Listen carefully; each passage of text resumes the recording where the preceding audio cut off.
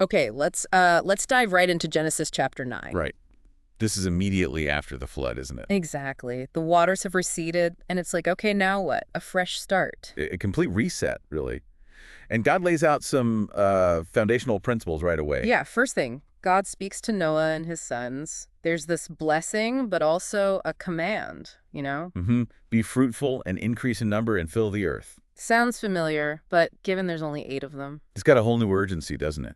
It's not just a blessing. It's like the primary mission now, repopulate everything. And straight after that, the relationship with animals fundamentally changes. Oh, definitely. The text says fear and dread of humans will fall on all the creatures. Beasts, birds, fish, everything. They're given into human hands. It feels like a departure from maybe a more harmonious pre-flood picture people sometimes imagine. Right. Now there's this clear hierarchy, dominion, but with, well, fear involved. It reflects a different world, perhaps, a post-judgment reality. Survival feels more central, maybe? And that ties right into the next big thing, food. Ah, yes, the menu change. Before it was, what, green plants? Primarily, yeah. But now, God says everything that lives and moves will be food for you. That's huge. Just as I gave you the green plants, I now give you everything. Meat is officially on the table. A massive expansion, maybe reflecting changes in the land or just a new provision? Could be. It's a major adaptation for survival in this new world order. But, and this is crucial, there's an immediate restriction, like straight away. Yes, you must not eat meat that still has its lifeblood in it. And God follows up saying he'll demand an accounting for lifeblood. From animals, okay, but also From every man's brother for the life of man. It underscores the value of life itself. So the blood thing, Yeah. it's deeply symbolic, right? Absolutely. Blood represents life, the very essence of it. Not consuming it respects that life ultimately belongs to God. And demanding an accounting, it makes life sacred, human life especially. Precisely. Which leads directly into that really stark pronouncement about shedding human blood. Right. Whoever sheds the blood of man, by man shall his blood be shed. And the reason given is key. For in the image of God has God made man. So this isn't just an eye for an eye. It's because attacking a human is attacking God's image. Exactly. It grounds the severity of murder and the justification for capital punishment introduced here in that divine likeness. It's a profound statement about human dignity.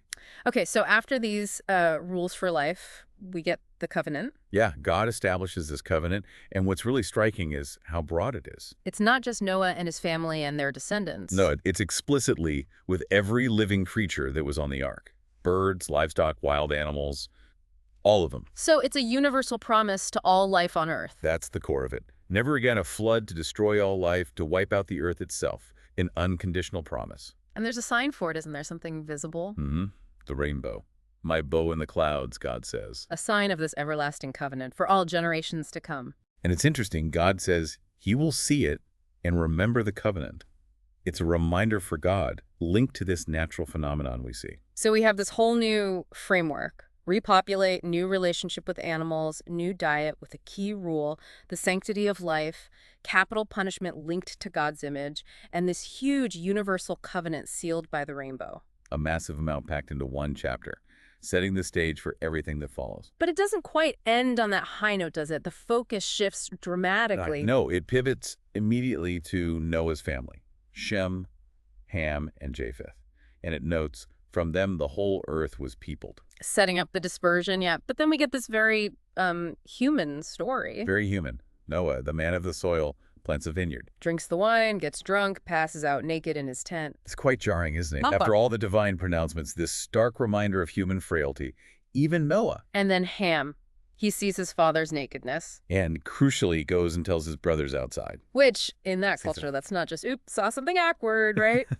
No, commentators often point out the implications of disrespect, of dishonoring his father, maybe even undermining him. Publicizing the shame was the issue. Because Shem and Japheth react totally differently. Completely the opposite. They take a garment, walk in backward, Careful not to look. and cover their father. Deliberate respect.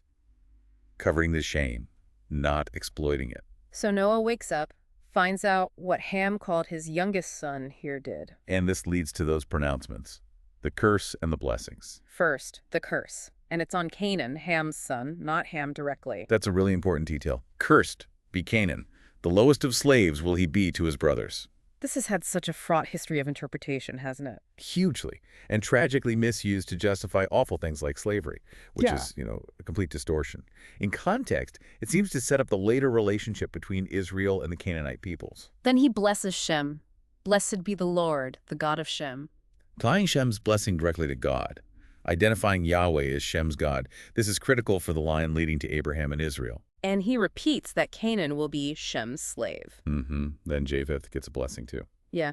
May God extend Japheth's territory. May Japheth live in the tents of Shem. suggesting expansion for Japheth's line and a close relationship, maybe even integration, with Shem's descendants. And again, Canaan will be their slave too. So it sets up these perceived destinies and relationships between the descendants of Noah's sons, dominating the narrative for generations to come. And then the chapter just wraps up, gives Noah's age and his death. Yeah, brings his epic story to a close, having bridged the pre-flood and post-flood worlds and set the terms for humanity's future. So, to recap the big themes, Yeah.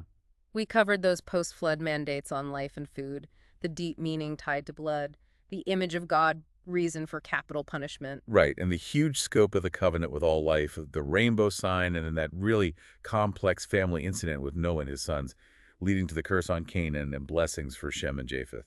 We touched on the changed human-animal dynamic, the permission to eat meat but the blood rule, God's promise about no more world-destroying floods.